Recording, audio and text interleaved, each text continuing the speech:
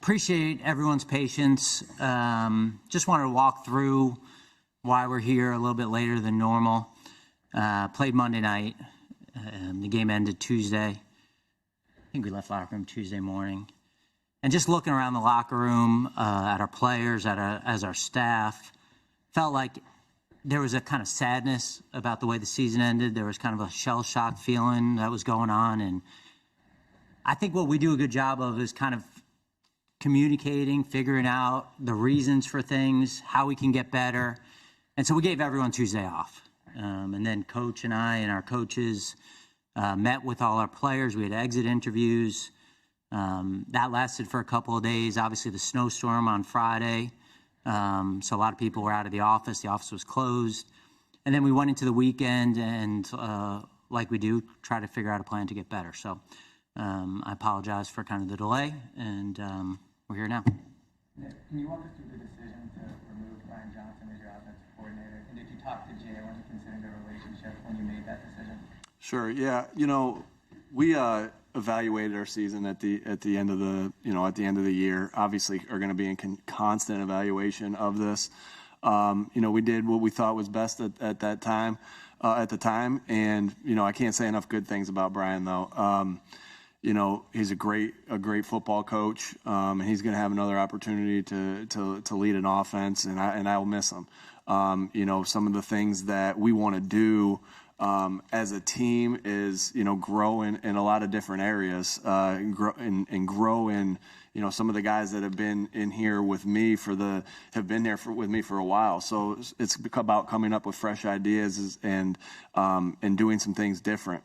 And that's exactly where we are right now. And sometimes, Brian being, at that position, unfortunately, he's the one that is leaving at this particular time. But I can't tell you how much I appreciate him as a coach. We've had a lot of success here in the past 3 years, and Brian's contributed a lot to that. But like I said, it's now about bringing in fresh ideas, some different thoughts than what a lot of the guys. Sometimes when you're with a group of guys, like we've been together for 3 years, that group of guys. But in addition to that, it was a couple of the other guys that I've been with for multiple years as well. And so we just wanted to bring in some fresh ideas, and that's where we are with that. With those fresh ideas, Nick, how willing are you to change some of the structure of your offense if you see fit?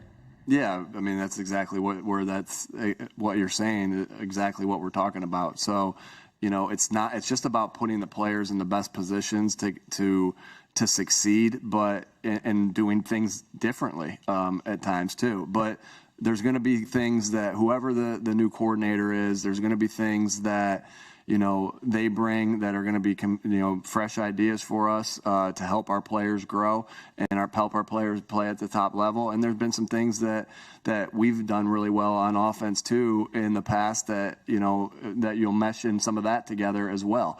I think with some of the success that we've had these last 3 years and the things that our guys do well. And so I'm excited about that. The new ideas meshing with some of the old ideas. We'll see how that continues to go as we go through our off-season process and where we land with that. But yeah, I mean, obviously, when you get to me, we got a little bit stale on offense by the end, at the end of the year, and these ideas and this new person coming in is meant to take away the staleness and add the value of what they're adding to the offense. Nick, just for clarification, though, it'll be your scheme and you'll have final authority on what is run. Yeah, it's our scheme. It will be our scheme of what we're doing, and so again, I don't know exactly what that will look like yet. Right, we're bringing in a guy to bring in new ideas, to do the things that he's done in the past. We're going through an extensive search to get that right person. But it'd be crazy not to add some of the things that we've done in the past here as well. I don't know if it's going to be 95% this, 90. We're not there yet, right? We're working on getting the best guy in here for the job. And a guy who has a vision, a guy who's going to call the plays, a guy who's going to be able to coach the quarterback in the same sense there. So it's just about getting the right guy, and then we'll decide where that goes. But I'm hiring him to do a job and to be in charge of the offense. Nick, when you look at the defensive side of the ball, what are you looking for in your new defensive coordinator? Are you looking for somebody potentially to be a little bit more aggressive, or are you still married to, like, to say, the Vic Fangio type scheme that you guys used a couple of years? Yeah, we're looking for the guy who's best fits who is the best person for the job, right? And that can be, there's many different systems that work. There's many different systems that work well. And we're looking for the guy who's going to be best for the job, that can utilize the skills that our players have, so they can play at their highest level. And so a lot of good candidates there as well. And that's what we're going through right now. As we speak. Nick, if the offensive coordinator is going to be in charge of the offense and the defensive coordinator is going to be in charge of the defense, what is your role going to be? The head coach of the football team. What does that entail? How does it change? Yeah.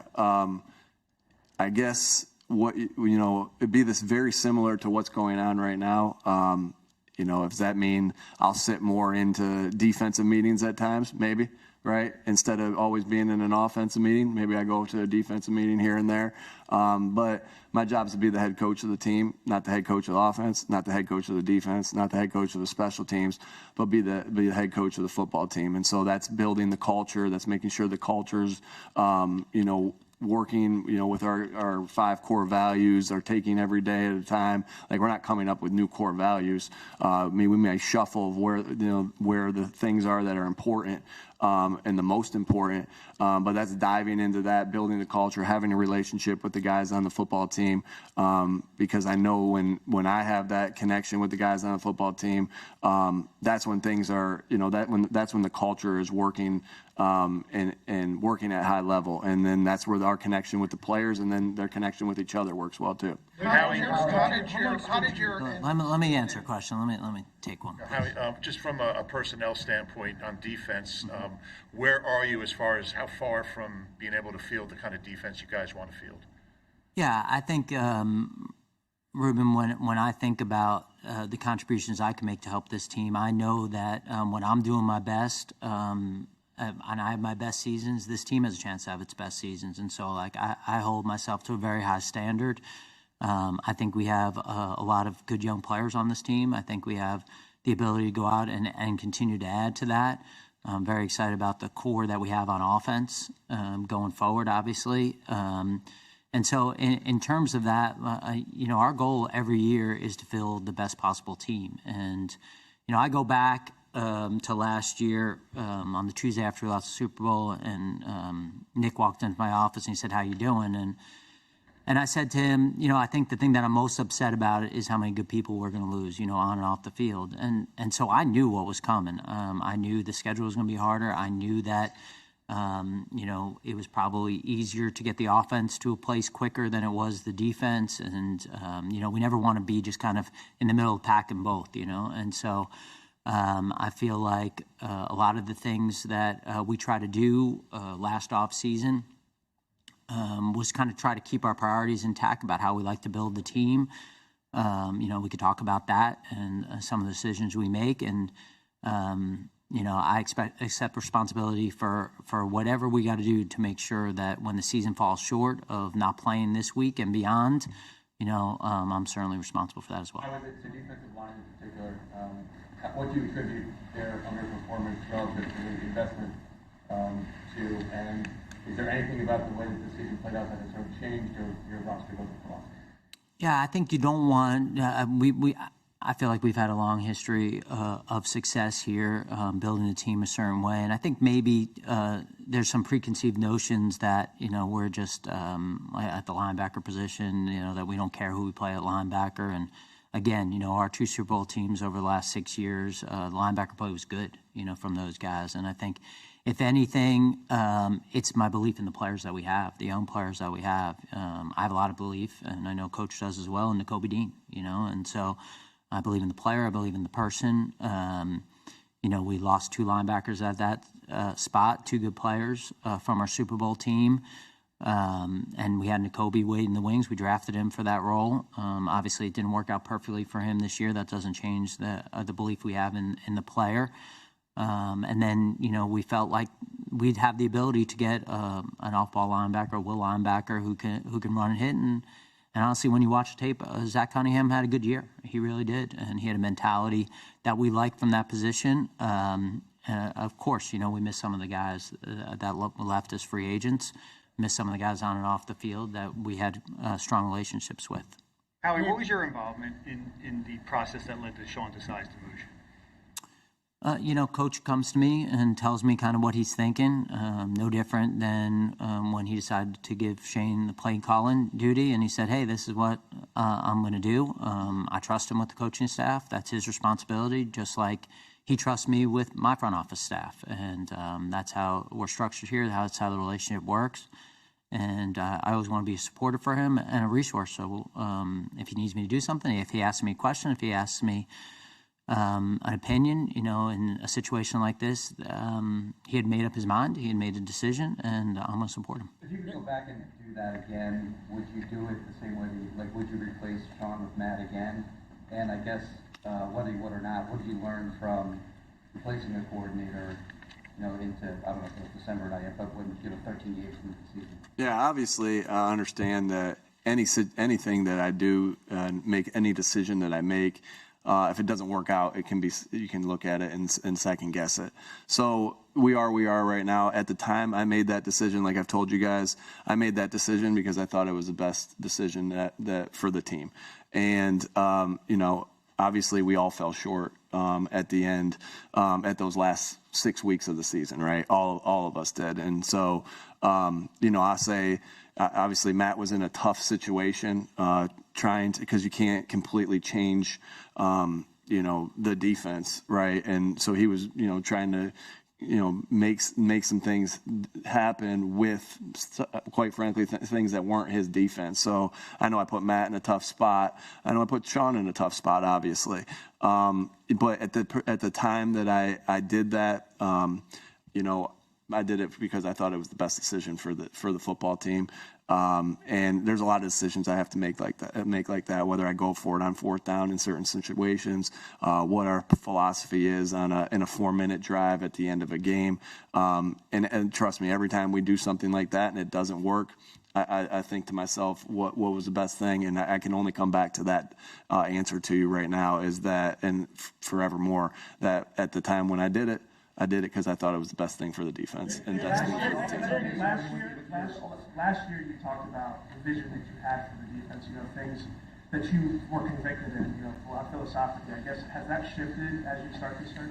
No, I mean, you're always growing as a coach, right? So there's some things that, year in, year out, players that you have, different scenarios you go through, can lead to where your visions are and your philosophies are. But, those things are in constant they're evolving at all times. And so are there things that I still believe in, even going through a difficult stretch here like we did? Of course, right? And offense, defense, special teams, how to build, how to lead the team. There's a ton of those things, but I don't think there's any growth unless you look at some things and be critical on yourself and say, okay, well, this was my philosophy here, or this was a belief here, and this didn't work out. And sometimes the answer, you look at those things, and sometimes the answer is, no, I still believe in this. And sometimes the answer is, maybe I need to make a adjustment here with that.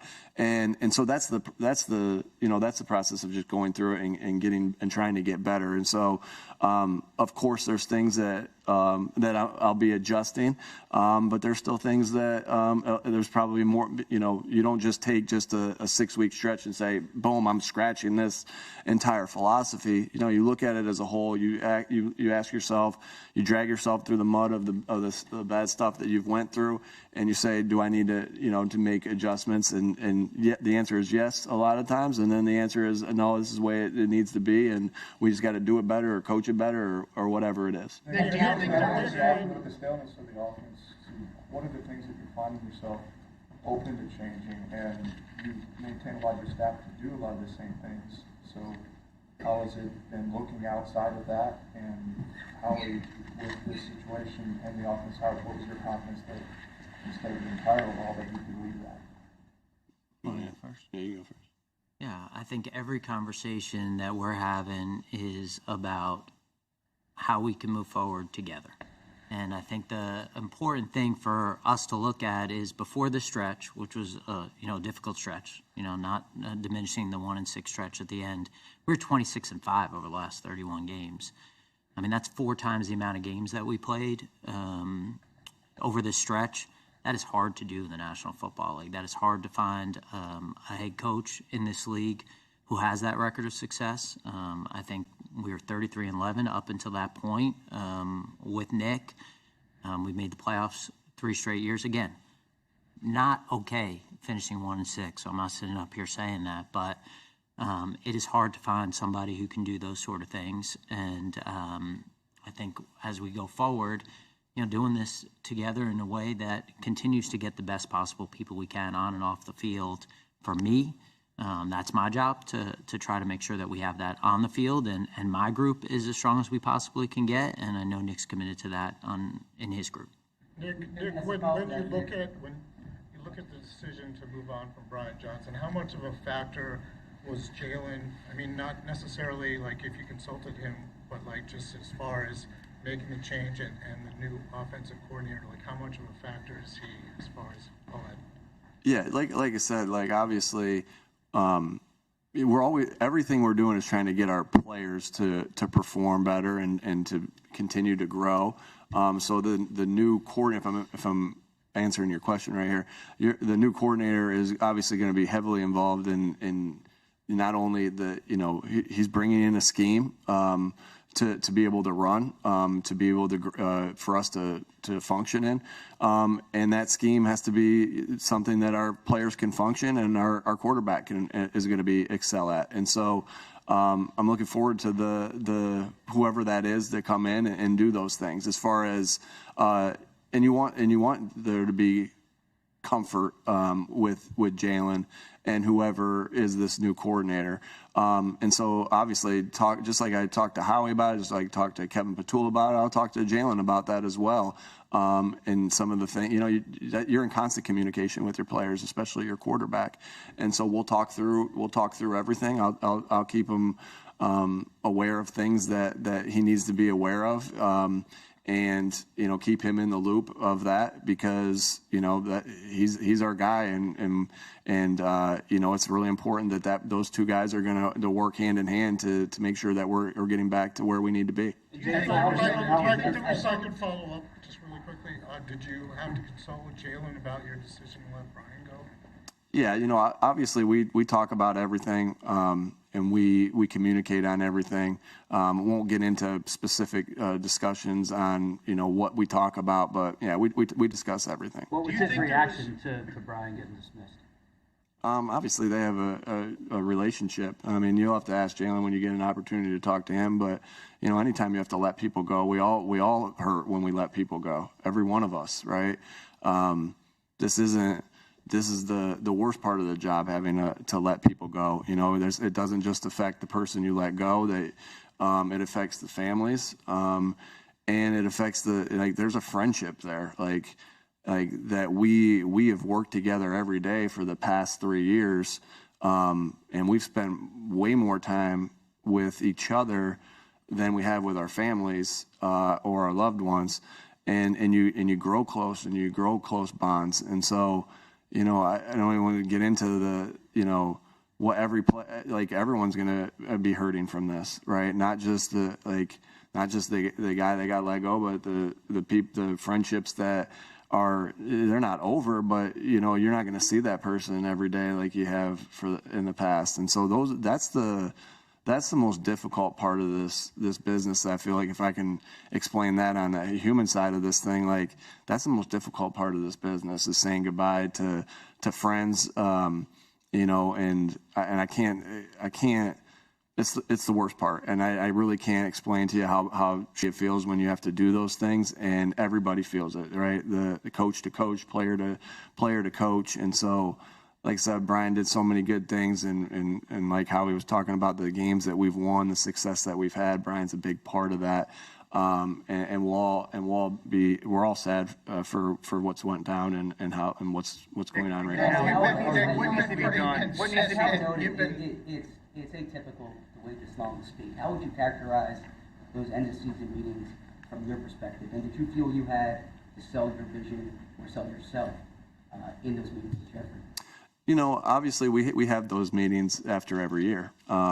And we talk about, the progression of the team, where we're going, what we did well, things we didn't do well. And, that was kind of business as usual right there. It was a little, obviously at the end of the game, right, on Monday night, you get back late on Tuesday. Howie explained all that. We have player meetings, right?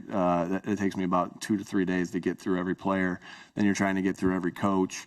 Then you're having the meetings there. And so it's a long process to get to where we are right now, where we have, we're able to answer your questions a little bit more. And so, I guess that's what Howie said, what he said with the, why we're meeting right now. But going into the meeting, did you say what you asked again? Yeah, with Jeffrey, did you have to sell yourself or sell your vision for how to fix it? Yeah, again, it was the same. It was business as usual of how we go about an end of year meeting.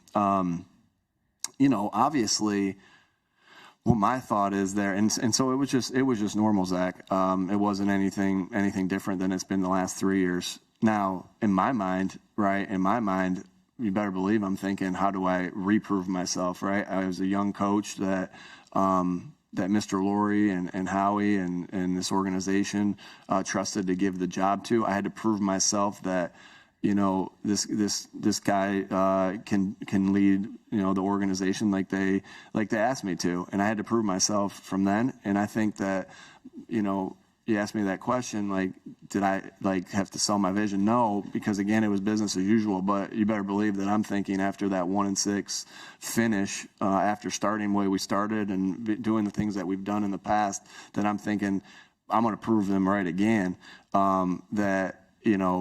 And we're going to prove them right. We got to reprove ourselves. We got to go prove it again. And so that's how I feel right now. That's how I'm attacking this off season. That's how I'm attacking this upcoming season as we get ready for it. Just hungry to be able to prove myself again to Mr. Lurie and the faith that he's had in me, and Howie and the faith he's had in me, and the rest of the team and the city. Can I just say something? I just want to say something because I think it's important, Tim, something you said made me think about this, to think about these exit meetings and what the purposes of them are. And the purpose of them is, like everything we do, we're trying to accumulate information. For us to make good decisions, we're trying to accumulate information. But at the end of the day, the decisions are made by us. We understand that everyone has different opinions and perspectives, but we're going to make those decisions. So I say that just in relation to, you asked kind of what Jalen, and that's not fair also to Jalen. He's 25 years old, Jalen is continuing to grow and get better. And what we see at 25 is going to be a bit different than 26. I'm just using Jalen as an example here. And so I think for us, it's also important to understand, we accept responsibility. Whatever the product is, at the end of the day, that's on me. That's on coach, and we accept that. So we don't ask the players to make these decisions. We don't ask the other people who work for us to make these decisions. We try to get information, and we try to make the best decisions we possibly can so that the confetti can fall on our head again and we can be world champs again, because that's the only agenda. But in terms of improving Jalen, what needs to be done, Nick and Howie, and from Jalen himself to get him back playing like he was in 2022? Yeah, obviously we're all going to have things that we need to work on. And Jalen is no different than any. We all are going to have a look. We're going to all go look at the things that from the season and say, we need to work on this or we need to work on that. Without getting into the specifics of that, 'cause like I said, you guys are going to ask me, what about this? What about that? The one thing I do know about Jalen is, when when there are things of his game that he needs to improve, he goes to work and he does it. He busts his ass to do that. I think, you saw I think that there was a lot of questions after that first year about some things about could he be the passer or whatever the questions were. And he came out and put together an MVP type season the following year, and just the way he threw the ball, the way he delivered the ball, accuracy, all those different things. He just continues to grow. And I said it last year a bunch, I don't know if we know what this guy's ceiling is, because he's going to work and do everything he needs to do to get better. And, for 11 weeks this year, right? For 11 weeks this year, he was on top of the MVP talk, right? You guys asked about that. And then he was on top of the MVP talk of where he was through 11 weeks. And we all had a bad stretch through the last portion of it. In fact, there were games even though we were in a bad stretch as a team, I thought Jalen was playing really good football. So, but I get it. Me as the head coach, Jalen as the quarterback, we're going to draw the most scrutiny and the most, attention and eyes. And we understand that in the seats that we sit in. But I know that the things that Jalen needs to work on and the things that we'll sit down together and talk about, I have no doubt in my mind that he's going to bust his ass to do that, because that's who he is. That's who he's been since the day he's got here. That's why he continues to develop in things that maybe people thought was a negative for him in the past, that he's made into a strength. So I have no doubt about the person doing that, because I've seen him do it. I've seen him do it over and over again, and I look forward to him doing it with this offseason with all the things that we talk about for all of us to improve on. Howie, when you look at this, what happened this past year, and especially with a lot of noise that were talking about Nick and possibly replacing him from the outside, what gave you the confidence to bring him back for another season and to lead this team? Because I've seen it been done. I've had the opportunity to work with him, and I've seen what he has done, winning games, put us in a position where we're competing for a world championship, putting us in a position where every year we're in the playoff race and giving us an opportunity with the team to do that. Those things are hard to find. I don't know the stat off my head, but I'm sure there's not more than a handful of teams who've made the playoffs the last 3 years. And it takes all of us. We had a tough stretch. If you go back to when we walked off the field after the Buffalo game and we were 10-1, which, I've talked about that time machine. I would take a time machine to do that. That would be a beautiful thing, but we can't. I think there would be a lot different narrative being told, and we can't lose sight of the big picture. We have a lot of good people on this football team. We got a lot of good players. We got a lot of good coaches. We got a lot of good people in this building. I look around this building, I couldn't be more proud of the people. That doesn't mean we can't fight through adversity. That doesn't mean we can't overcome this and take this back to the level and beyond that we were at last year. It's not going to take a snap of the fingers. We got to work hard. We got to do whatever we can to have the right people, bring in the right people to do that. But we have a lot of those pieces in place. This cupboard isn't even close to bare. Robert just came out just now and said that Vic Fangio and the Dolphins parted ways, and that specifically the Eagles will be. It's just like what happened when you had to do a press conference at one time. It's like just buyer trade. What was it? It was the buyer trade. Oh, was it? Yeah. It said specifically he will be the top target for the Eagles. I'm just curious if you can comment on that. We got a lot of good targets that we're working through. And there are a lot of guys that have done really well in their interview process, and look forward to continue on that process. We'll see what happens. Hey, Nick, the assistant coaching staff, the coaches on your staff, all the evaluations been completed, or you think we're still working? Yeah, and that's what's tough, right? You're still working, and there's some guys that are still up in the air. I hate this for them because we are replacing coordinators, and there's guys that are up in the air, and their families are up in the air in the sense of I got to get a coordinator in before we make a decision on maybe some of the quality controls or some of the position coaches. I know I believe in the guys upstairs, but also there has to be an ability for some of the coordinators to bring in maybe one or two of their guys or more. And so that's still an evaluation process. That's something that might not get sorted out until the coordinator's hired, until that coordinator gets to meet with some of the guys, make sure they can work together. And so that's still a process that we're going through. Nick, over the years, you've been pretty consistent. You've been pretty consistent with us talking about the offense, whether it's, if Shane's here, it's your offense, calling the plays, Brian, it's your offense. From that's changed, that evolution, any encouragement come from outside, or is that something just coming from you? Again, I just think that right now we just need to bring some ideas in from the outside, right? And we need to bring a guy in that with new ideas that's not part of this family of coaches. I think that's an important thing. Or even if it is a family of the coaches that has been somewhere else, and then it could be any of that. And so that's important. That's important, because that's important that you're making sure you always evolve, right?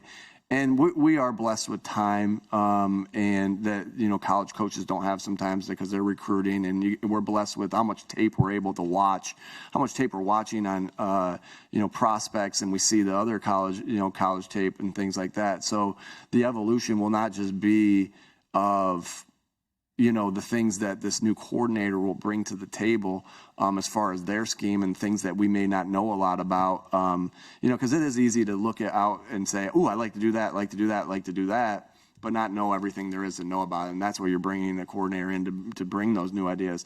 But then we're going to have this time over this next 6 months or 5 months or whatever it is to also study some own ideas ourselves. We'll go to a college. We'll bring somebody in here to make sure we're studying things that we want to learn more about, whether that's something we just want to learn more about, whether that's something that we were deficient in last year. Those will be all the different topics of what our professional development is. And then you also have the things from our offense that we've done well in the past. This will be our offense. This will be the Philadelphia Eagles offense, not whoever, name the coordinator's offense or my name on it, or whoever, Kevin Petullo's. It will be our offense, and really look forward to, really evolving the offense, and some things that I believe that by the end of the year, got stale, and we saw the way how that ended. And statistically, you finished positive on a lot of different things, but obviously at 1-6 finish, there was things that got stale. And looking forward to, I really see the beauty of what can happen with bringing in this new coordinator, and where our offense can go because of it. A couple more. What perspective do you have now? Why did the offense get so stale? Trying, bro. We'll go Zach next. I'm sorry. I was saying, why did the offense get so stale? Was it because of the quarterback, the play calling? We all have a hand in it. And I'll take in anything that happens on that field will always start with me. I don't care if that's offense, defense, or special teams. And so I'll be on the front of that, of where the staleness came from.